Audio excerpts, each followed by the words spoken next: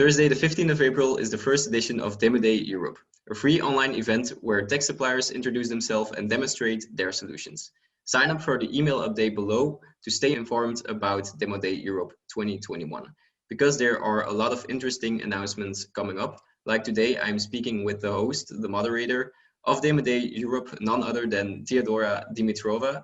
Hi. Teddy. Do I need to say Teddy? Yeah, I wasn't sure. Don't worry about that. It's well, Theodora is my official name, Yeah. but to be honest, only my mom uses it when she's angry at me.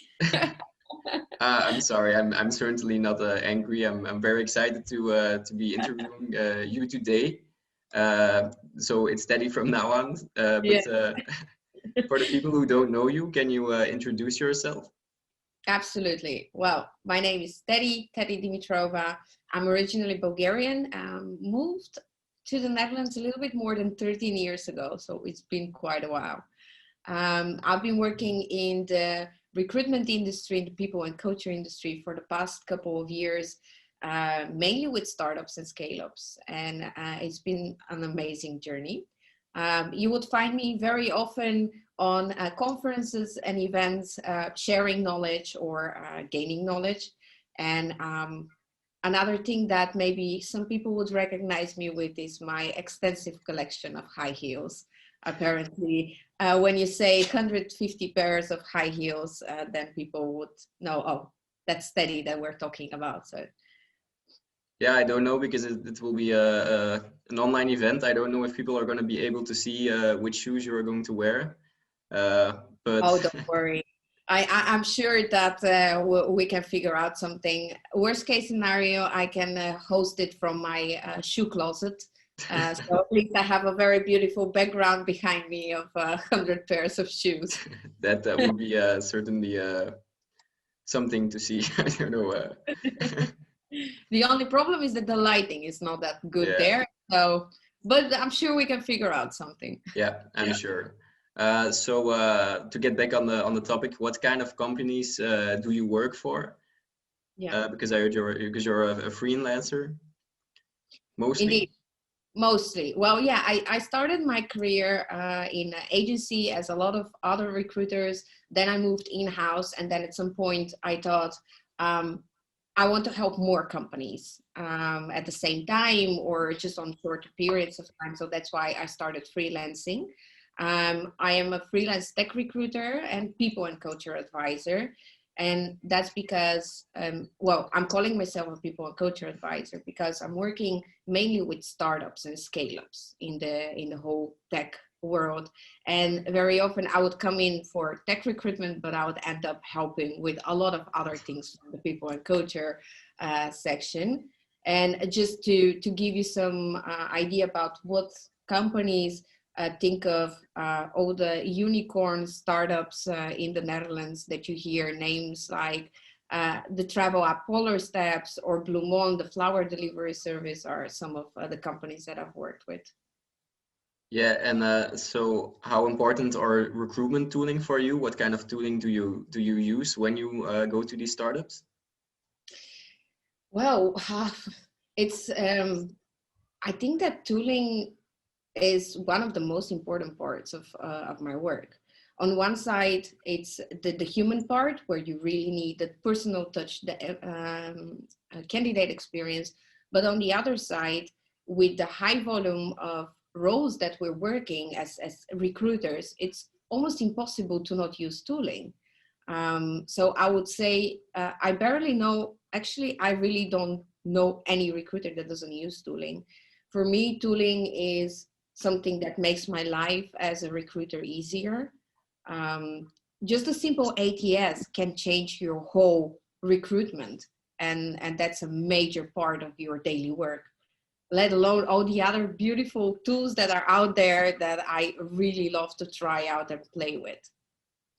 Yeah, so as a freelance recruiter, do you then use your own tools for the companies you work for, or do you always have to adapt to the tools that they use? Well, both a little bit. So I do have my own recruitment tool belt, let's call it like this.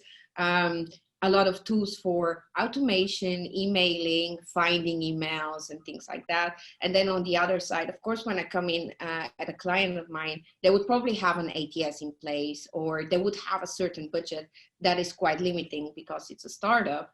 And then I would have to adjust to them. But what happens most of the times is eventually I would just bring in all my tools in there, we implement them, and then I just move on. Yeah. Yeah, but so the startups, of course, in the last year, it's been a little difficult, maybe. I don't know. Yeah, probably it was with the Corona crisis. But now that it's been a year and we've kind of gotten used to it, do you see it as an opportunity or a threat when it comes to recruitment tooling? And to go further on that, will we keep habits that we have now gotten used to when this is all over? Well, to be honest, I see this as an amazing opportunity. As a tech recruiter, I've interviewed probably 95% of my time online because I was hiring talent all over the world. And some companies that I would be interviewing with at projects, they would say, no, we want to interview only local candidates. We want to hire only local candidates. And now they didn't have a choice anymore because of Corona. Yeah. They had to get all those tools in.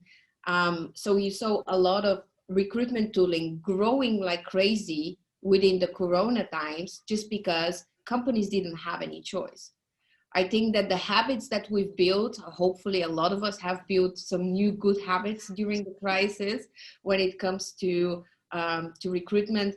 They're here to stay. A lot of companies are transitioning right now into partially remote, fully remote. And how are you going to do recruitment remote if you don't use tools? So it's a new era. I think a lot of recruiters were concerned that robots are going to take over our work. But it's such an amazing opportunity to combine the technology with your personal touch, and you can make amazing things. Yeah.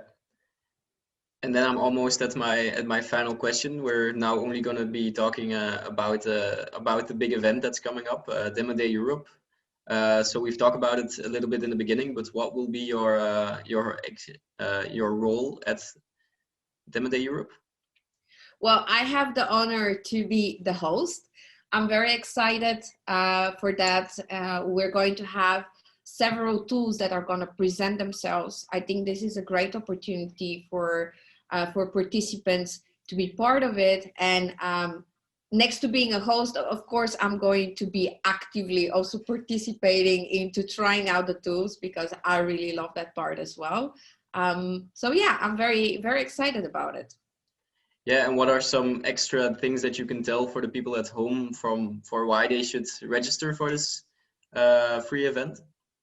Yeah, exactly. You said it. So first of all, it's a free event, so that's fantastic. Second of all, you can enjoy it from home, so you don't have to get anywhere.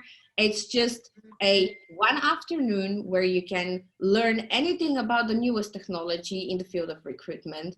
And it's the beginning of the year, so you still probably have some budget left or can allocate budget for some new awesome tool.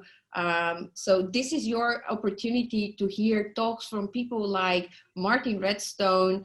If you've never tried, for example, a chatbot for recruitment, maybe this year is the time for you to try it out. I see it just as a great opportunity for the audience to gain a little bit more insights about what's out there. Yeah, I think that was a great way to sum it up. Yeah, I think that settles it for the viewers at home. Definitely come, and yeah, thank you, Teddy, for this interview, and we will see you there. My pleasure. Looking forward.